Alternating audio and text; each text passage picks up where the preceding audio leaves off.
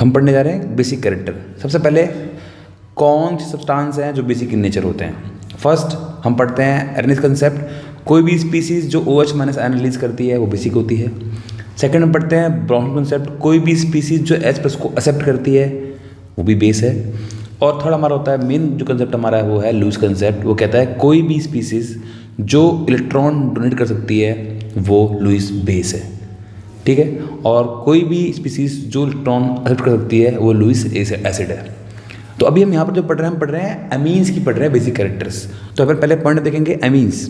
Amines हमारा बनता किससे है? अमीन्स हमारा बनता है अमोनिया से, और अमोनिया के पास क्या लोन पेयर है, तो अमोनिया क्या है? लुईस बेस है। कोई भी स्पीसीज जो इलेक्ट्रॉन डोनेट कर सकती है वो क्या है? बेस है। तो NH3 क्या है? लुईस बेस है। अब 1 डिग्री मीन कैसे बनता है? जब आप अमोनिया का एक H रिप्लेस करेंगे अल्काइल ग्रुप से तो आपका बनता है 1 डिग्री मीन। अभी भी इनके पास लोन पेयर है तो ये भी मतलब बेसिक है। अगर आप 2 डिग्री की बात करते हैं तो ये R2NH हो गया, अभी भी इनके पास लोन पेयर है, ये भी बेसिक है। और अगर आप बात करते हैं 3rd डिग्री की तो ये भी क्या है? बेसिक इन नेचर है। तो we can say all amines are basic in nature, basic in nature due to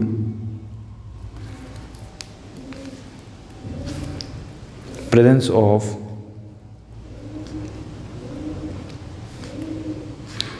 lone pair of electron on nitrogen atom. Ammonia हुआ या अमोनिया के डेरिवेटिव जो आप देख रहे हैं ये सारे क्या हैं? बेस हैं। कौन से बेस हैं? लुईस बेस हैं, because they have lone pair on nitrogen atom. But अब हमें कंपेयर करना है यहाँ पर कौन ज़्यादा बेसिक होगा। अभी हम यहाँ पर देखते हैं बेसिक कैरेक्टर डिपेंड किस पे कर रही है। तो बेसिक कैरेक्टर जितना ज़्यादा इलेक्ट्रॉन डेंसिटी होगा उतना ही ज़्यादा बेसिक कैरेक्टर होगा। तो बेसिक कैरेक्टर इज इनवर्सली और directly proportional two electron density, ठीक है। अब इलेक्ट्रॉन डेंसिटी कैसे इंक्रीज होगी? अगर हमारे पास कोई ऐसा ग्रुप हो जो इलेक्ट्रॉन डोनेट करता हो, मतलब +I इफेक्ट अगर कोई ग्रुप शो करता है तो वो क्या करेगा? इलेक्ट्रॉन डेंसिटी को इंक्रीज करेगा, जिससे आप कहेंगे बेसिक कैरेक्टर इंक्रीज हो रहा है। और अगर -I इफेक्ट होगा, -I इफेक्ट क्या करेगा? इलेक्ट्रॉन डेंसिटी को डिक्रीज करेगा। इलेक्ट्रॉन डेंसिटी को डिक्रीज करेगा तो आप बोलेंगे बेसिक कैरेक्टर को डिक्रीज करेगा। It means basic character is inversely proportional to -I effect. और हम भी पढ़ चुके हैं कि PKB वैल्यू क्या होती है। PKB वैल्यू क्या होती है? Inversely proportional to basic character. PKB होता क्या है? PKB क्या है कि आपने कहा PKB होता है -log(KB). अगर KB ज़्यादा होगा तो बेसिक कैरेक्टर ज़्यादा होगा, और अगर बेसिक कैरेक्टर ज़्यादा होगा तो PKB वैल्यू कम होगी। मतलब PKB और KB क्या है? एक दूसरे के इनवर्सली प्रोपोर्शनल है, ठीक है। तो basic character is directly proportional to KB but inversely proportional to PKB। ये पॉइंट्स आपको याद रखने हैं जो कि आपके लिए इजी कर देंगे क्वेश्चंस को। सबसे पहले मैं एक क्वेश्चन लेके चलता हूँ जो कि बहुत ही इंपॉर्टेंट क्वेश्चन है और 12th बोर्ड एग्जाम में बहुत ही ज़्यादा आता है। क्या क्वेश्चन है? क्वेश्चन है आपको 2 कंपाउंड्स हैं, एक कंपाउंड है एनिलीन और आपके पास एक कंपाउंड है मीथेनअमीन। ले लीजिए चाहे आप इथेनअमीन ले लीजिए, आपकी चॉइस है। मतलब मेरा कहने का ये है कि एक आपको लेना है एरोमेटिक अमीन और एक आपको लेना है एलिफेटिक अमीन। जो हमारे चेन वाले हैं अमीन्स वो क्या है? एलिफेटिक अमीन्स हैं, और जो रिंग वाले बेंजीन के अटैच्ड हैं वो क्या है? एरोमेटिक अमीन्स हैं। आपको कंपेयर करना है दोनों में से कौन मोर बेसिक है। अब बेसिक कैरेक्टर के लिए आपको ध्यान में रखना है कि नाइट्रोजन पे इलेक्ट्रॉन डेंसिटी ज़्यादा होनी चाहिए। अब अगर आप पहला केस देखते हैं, पहले केस में क्या हो रहा है? जब यहाँ पर हमारे पास क्या है? ये कंपाउंड जो है ये एनिलीन है, और एनिलीन में क्या हो रहा है कि जो ये लोन पेयर हैं, जो लोन पेयर हैं ये क्या हो रहे हैं? ये लोन पेयर यहाँ पर हो रहे हैं डीलोकलाइज्ड, मतलब ये रेजोनेंस में इन्वॉल्व हो रहे हैं, ठीक है। तो वो अवेलेबल नहीं है डोनेट होने के लिए। तो आप कहेंगे कि in aniline the lone pair is delocalised over benzene ring due to resonance. इसको हम लिख देते हैं इस पॉइंट को। इन एनिलीन द लोन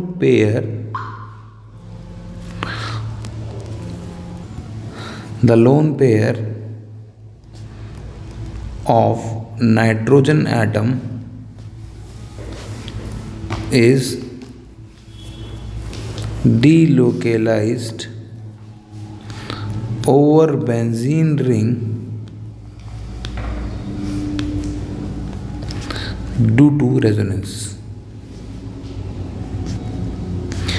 अब इससे होगा क्या? अब आपने कहा कि वो डिलोकलाइज हो रहे हैं बेंजीन रिंग पे, तो वो अवेलेबल नहीं है डोनेट करने के लिए। तो इससे क्या हुआ कि बेसिक कैरेक्टर डिक्रीज हो रहा है एनिलीन का। लेकिन अगर आप यहाँ पर चेक करते हैं, मीथेन अमीन में चेक करते हैं, तो CH3 एक इलेक्ट्रॉन डोनेटिंग ग्रुप है। तो in methane Amin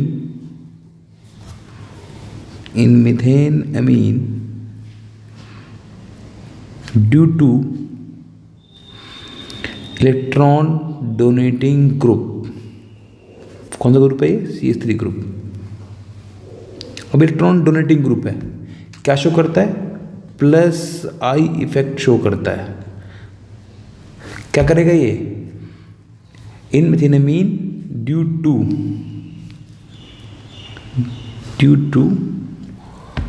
electron donating group, मतलब कि प्लस आई इफेक्ट क्या करेगा? Electron density on nitrogen atom increases. अब आप खुद देख रहे हैं कि एरोमेटिक एमीन्स, मतलब कि एनिलीन में क्या हुआ? इलेक्ट्रॉन डेंसिटी डिक्रीज हुई, लेकिन एलिफेटिक में क्या हुआ? इलेक्ट्रॉन डेंसिटी इंक्रीज हुई। तो आप मुझे बताओ कौन मोर बेसिक है? बहुत बढ़िया, एलिफेटिक एमीन्स मोर बेसिक है, क्योंकि इसमें इलेक्ट्रॉन डेंसिटी इंक्रीज हो रही है।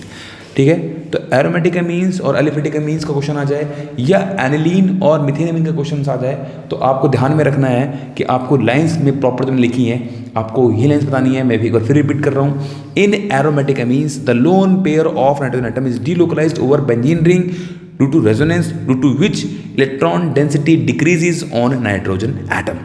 On the other hand, in methenamine or methylamine, due to plus I effect of CH3 group, electron density on nitrogen atom increases, which makes it more basic। अब एक बार आपसे पूछ लूँ कि किसकी pKb वैल्यू ज़्यादा होगी, तो आपको बताना है कि कौन कम बेसिक है। कौन कम बेसिक है? एनिलीन। एनिलीन कम बेसिक है तो उसकी pKb वैल्यू ज़्यादा है। आपको ध्यान में रखना है, चाहे क्वेश्चन pKb भी आ सकता है और बेसिक कैरेक्टर पर भी क्वेश्चन आ सकता है। तो आपको इतना तो क्लियर हो गया कि अगर एरोमेटिक अमीन्स हैं और एलिफेटिक अमीन्स हैं तो कौन मोर बेसिक होगा। अब हम कंपेयर कर लेते हैं कि अगर हमारे पास एलिफेटिक अमीन्स हैं, मान लो मैंने एक ले लिया CH3NH2 1 डिग्री अमीन, एक मैंने ले लिया यहाँ पर CH3 का होल ट्वाइस NH, ये हो गया 2 डिग्री अमीन, और हमने ले लिया यहाँ पर CH3 का होल थ्राइस N, इसको बोलते हैं 3rd डिग्री अमीन, और हमने ले लिया एक अमोनिया, मतलब हमारे पास अमोनिया है और अमोनिया का डेरिवेटिव है। एक 1 डिग्री अमीन हो गया, एक 2 डिग्री अमीन हो गया, एक 3 डिग्री अमीन हो गया, और एक हमारे पास अमोनिया हो गया। और आप जानते हैं सारे अमीन्स क्या हैं? अमोनिया के डेरिवेटिव है। आपको बताना है इनमें से कौन मोर बेसिक है। अब आप देखो, पहली चीज़, क्या सभी के पास लोन पेयर है? हाँ जी, सारे एन के पास लोन पेयर है, मतलब यहाँ पर सारे ही बेसिक इन नेचर है। अब होगा क्या? यहाँ पर आप देखो 3 ऐसे ग्रुप हैं जो कि इलेक्ट्रॉन डोनेट करेंगे नाइट्रोजन पे, इलेक्ट्रॉन डेंसिटी को इंक्रीज करेंगे। 2nd डिग्री में 2 ऐसे ग्रुप हैं जो नाइट्रोजन पे इलेक्ट्रॉन डेंसिटी को इंक्रीज करेंगे, और इसमें सिर्फ एक ही ग्रुप है 1 डिग्री में। तो आप मुझे बताओ सबसे ज़्यादा इलेक्ट्रॉन डेंसिटी कौन से ग्रुप में होगी? तो आपने बोला 3rd डिग्री अमीन में सबसे ज़्यादा इलेक्ट्रॉन डेंसिटी होगी। तो 3rd डिग्री अमीन सबसे ही ज़्यादा बेसिक इन नेचर होगा, फिर आपका होगा 2 डिग्री अमीन, फिर आपका होगा 1 डिग्री अमीन, फिर आपका आता है NH3। और अगर इसी में मैं एक मोलेक्युल और ऐड कर दूँ, क्या? एनिलीन ऐड कर दूं, तो आपने क्या पढ़ा था कि एनिलीन तो एरोमेटिक अमीन है, और एरोमेटिक अमीन क्या है? लेस बेसिक है। किससे? एलिफेटिक अमीन से, और अमोनिया से भी लेस बेसिक है। तो अगर इसके अंदर अमीन भी हम ऐड कर दें तो अमीन जो है वो इसमें लास्ट में आ जाएगा। तो ये जो हमने पढ़ा बेसिक कैरेक्टर, ये हम पढ़ते हैं गैस फेज में। तो गैस फेज में सिंपल जो है बेसिक कैरेक्टर डिपेंड करता है इंडक्टिव इफेक्ट पे। जितना ज़्यादा इंडक्टिव इफेक्ट उतना ही ज़्यादा बेसिक कैरेक्टर। तो 3rd डिग्री में इंडक्टिव इफेक्ट ज़्यादा था, जिसकी वजह से 3rd डिग्री मोर बेसिक था। लेकिन क्या होता है जब हम बात करते हैं एक्वस फेज की? अब एक्वस फेज में क्या हुआ? एक्वस फेज में आपको ध्यान देना है कि यहाँ पर वाटर का जो है वो बहुत इंपॉर्टेंट रोल है। अब क्या हो रहा है, अब आप देखो, मान लो आपने एक CH3NH2 एक अमीन लिया ऐसे, मिथेन अमीन, आपने उसमें वाटर ऐड करा, अभी क्या करेगा बताओ, अभी क्या करेगा? अब आपने चेक करना होता है जो कंजुगेट बेस बनता है वो कितना, जो आपने जब इसके साथ जो आयन बनाया CH3NH3 पॉजिटिव बना, इसकी जो स्टेबिलिटी है उस पर भी डिपेंड करेगा।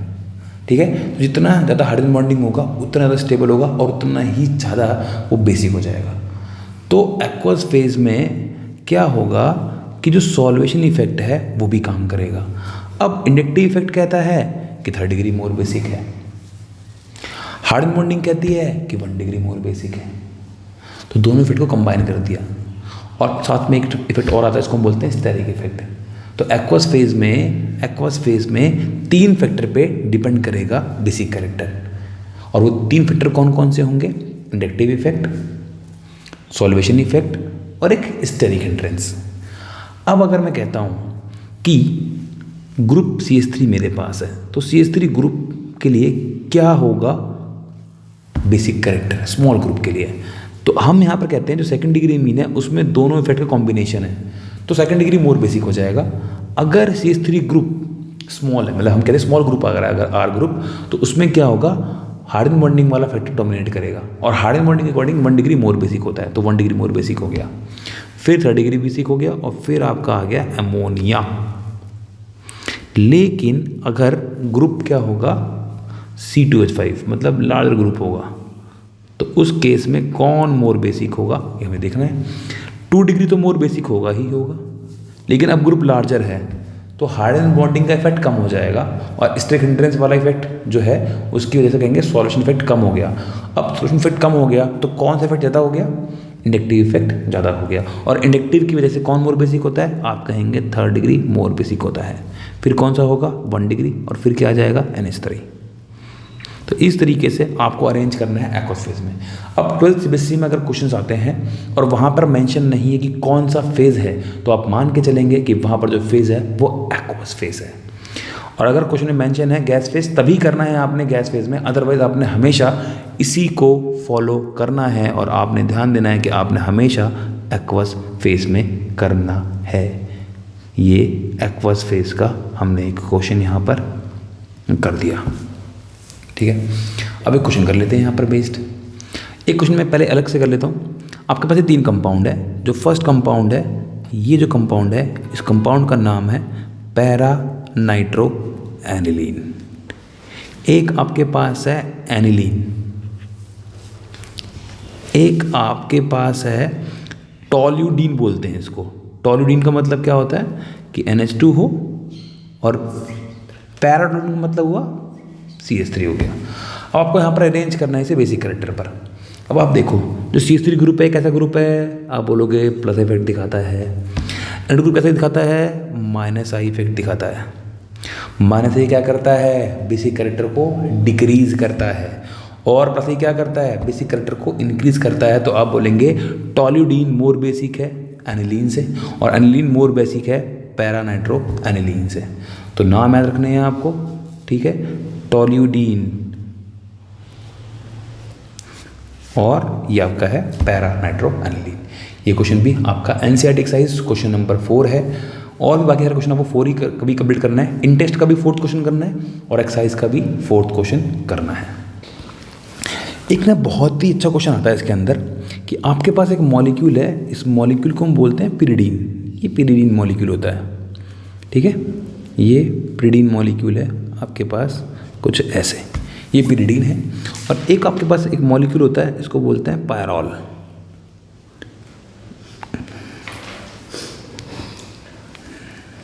ये जो ये मॉलिक्यूल है ये पायरॉल है।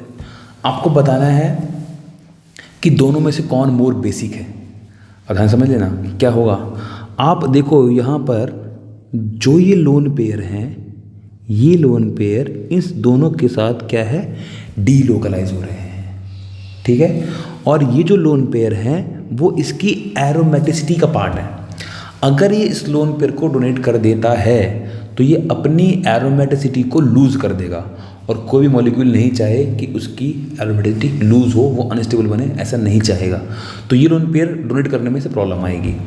यहाँ पर देखते हैं कि ये लोन पेयर जो हैं वो इसके साथ कॉन्जुगेशन में नहीं है, मतलब वो लोन पेयर में इन्वॉल्व नहीं हो रहे हैं, और सेकेंडली वो इसकी एरोमेटिसिटी का पार्ट भी नहीं है, तो आराम से ये दोनों इलेक्ट्रॉन को डोनेट कर पाएगा। तो आप क्या बताएंगे कि पिरिडीन जो है, वैसे तो पिरिडीन भी क्या है, वीक बेस है, लेकिन अगर हम बात करते हैं पायरॉल से, तो पायरॉल के कंपैरिजन में पिरिडीन क्या है, मोर बेसिक इन नेचर है। तो चलिए हम एक क्वेश्चन ले लेते हैं। आपको अरेंज करना है इन मॉलिक्यूल्स को इन बेसिक कैरेक्टर। फर्स्ट आपके पास मॉलिक्यूल है जो कि है मेरा है इथेनामीन, सेकंड आपके पास क्या है, एनिलीन है, नेक्स्ट आपके पास क्या है, अमोनिया है, नेक्स्ट आपके पास क्या है, C6H5CH2NH2 है, और नेक्स्ट आपके पास है डाई इथाइल एमीन। ये जो है मॉलिक्यूल आपके पास है, इनको आपको अरेंज करना है। अब यहाँ पे देखो, आप कोई फेज मेंशन नहीं है।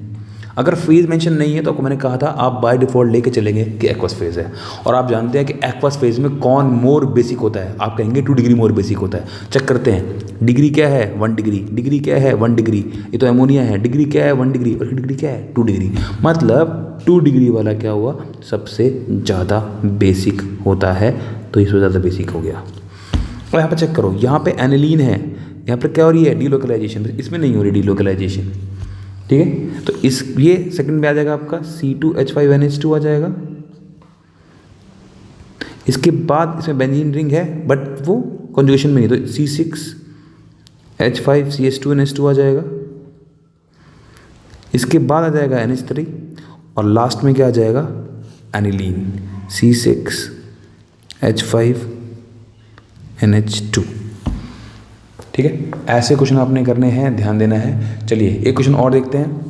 आपके पास है CH3NH2, आपके पास है CH3 का होल ट्वाइस NH, आपके पास है CH3 का होल थ्राइस N, आपके पास है C6H5NH2, और आपके पास है C6H5CH2NH2।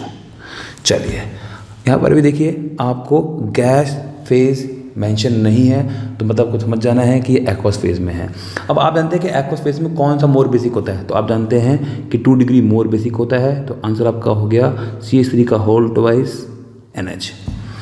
अब आपको मैंने कहा था अगर ग्रुप छोटा होगा, स्मॉल ग्रुप होगा, 3rd डिग्री मोर बेसिक होगा। 3rd डिग्री कौन सा है, CH3 का होल थ्राइस N। फिर कौन सा मोर बेसिक होगा, आप कहेंगे फिर 1 डिग्री मोर बेसिक होगा, CH3 हो गया और NH2 हो गया। अब आपके पास है 2 ग्रुप, एक तो बचा ये एनिलीन, और एक बचा आपके पास ये C6H5CH2NH2। अब आप बताओ, एनिलीन तो कम बेसिक होता है, तो आपके पास सिर्फ एक कंपाउंड ही तो बचा, तो ये ग्रुप आपने यहाँ लगा दिया C6H5CH2NH2, और लास्ट आपके पास हो गया एनिलीन C6H5NH2। बहुत ही सिंपल क्वेश्चन होते हैं ये, यही करना है आपने, 2 डिग्री 3 डिग्री कंपेयर करना है आपने, बहुत ही सिंपल है। और ऐसे क्वेश्चन आपको मिलेंगे NCERT के इंडेक्स नंबर 4 और एक्सरसाइज का भी 4th क्वेश्चन जो आपको प्रैक्टिस करना है।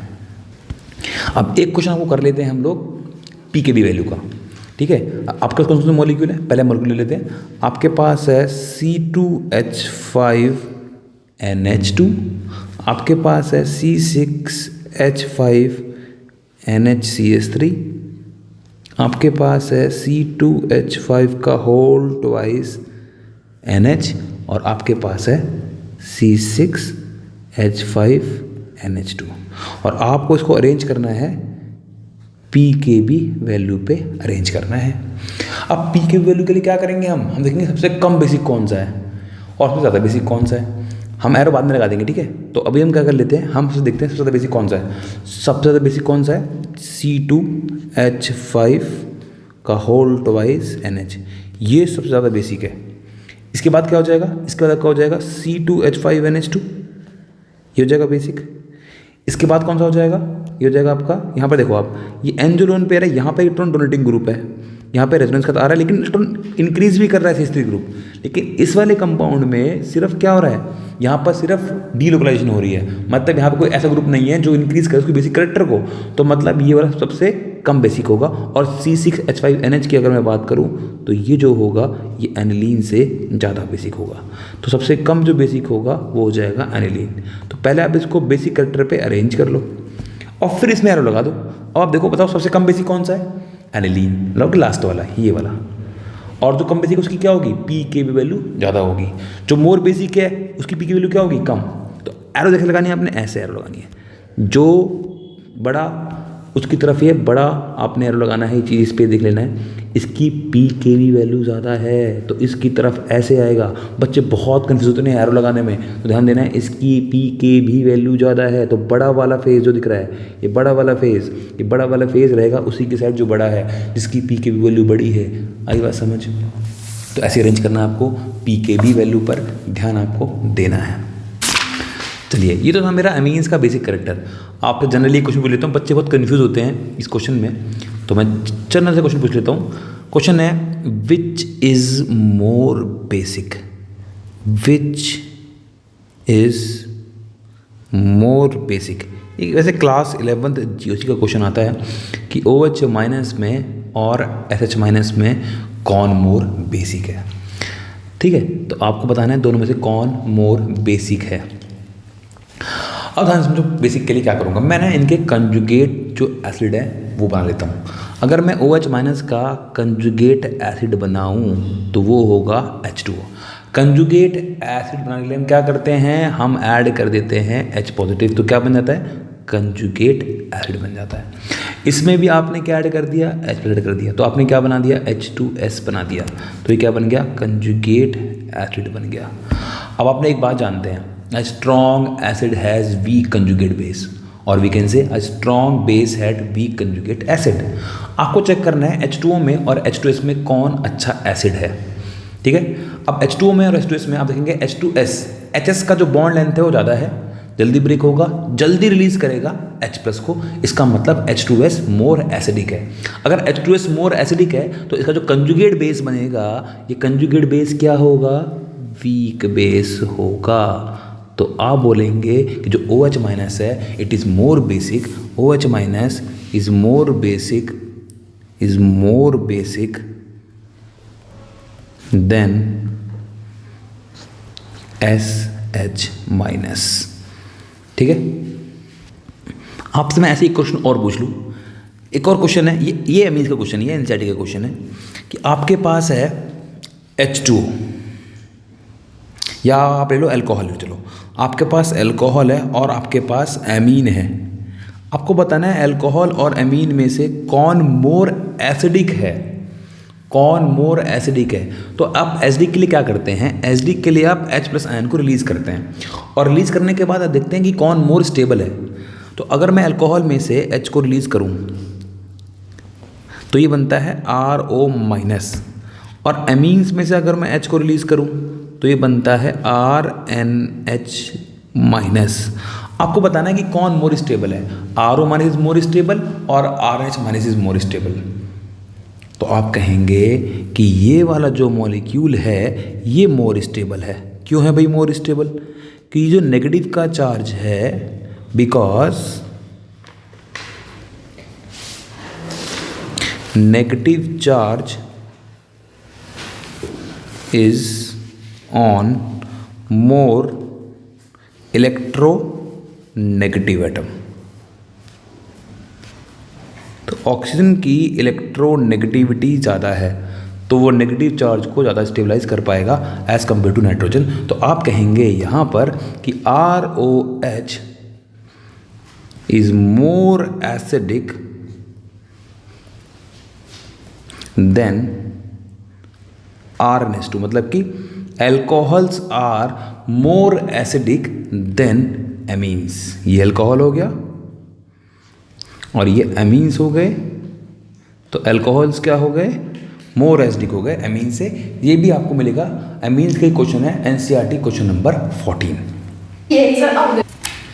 एक क्वेश्चन और देख लेते हैं हम। जेईई मेंस 2021 में आया था ये बेसिक कैरेक्टर पर। आपको बताना है कि इस 4 ऑप्शन में से कौन सा अमीन होगा जो कि लीस्ट बेसिक होगा।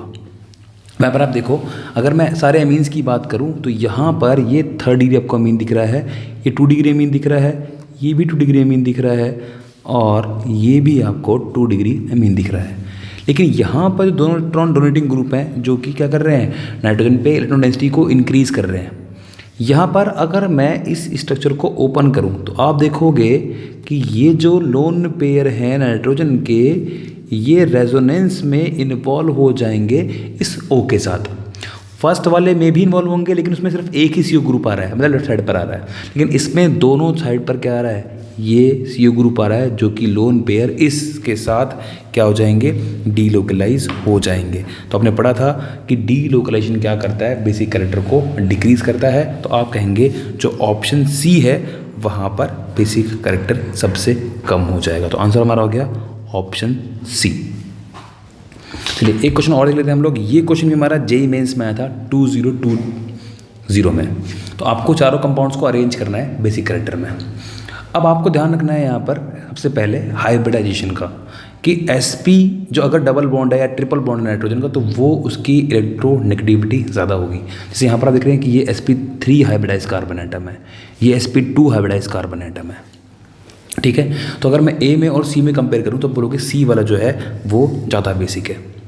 अगर मैं B की बात करूँ तो B के मैं आपको पढ़ा चुका था कि ये पायरॉल है, और पायरॉल जो होता है उसमें क्या होता है कि इसके जो लोन पेयर होते हैं वो तो डीलोकलाइज भी हो रहे हैं, प्लस ये एरोमेटिसिटी का पार्ट होते हैं। तो जो B वाला होता है वो क्या हो जाएगा, B वाला तो बहुत ही कम बेसिक होगा। अगर मैं इन सारे कंपाउंड्स में बात करूँ तो ये जो B वाला कंपाउंड होगा वो सबसे कम बेसिक होगा, बिकॉज इसके जो लोन पेयर हैं वो एरोमेटिसिटी का पार्ट है जिनको ये लूज़ नहीं करेगा। और बात करूँ सबसे ज़्यादा बेसिक, तो बाकी जो कार्बन आपको दिख रहे हैं, जैसे इसके जो लोन पेयर आपको दिख रहे हैं, ये जो लोन पेयर है ये इस बॉन्ड के साथ क्या है, रेजोनेंस में इन्वॉल्व है, और जो ये लोन पेयर है ये भी क्या है, इस बॉन्ड के साथ रेजोनेंस में इन्वॉल्व है। सिर्फ कंपाउंड C ऐसा है जहाँ पर ये लोन पेयर रेजोनेंस में इन्वॉल्व नहीं है। तो सबसे ज़्यादा बेसिक कौन सा हो जाएगा, C सबसे ज़्यादा बेसिक हो जाएगा। अब आपके बचता है कंपाउंड A और आपके बचता है कंपाउंड D। आपको होता है A में और D में कौन ज़्यादा बेसिक होगा। तो आप चेक करेंगे हाइब्रिडाइजेशन।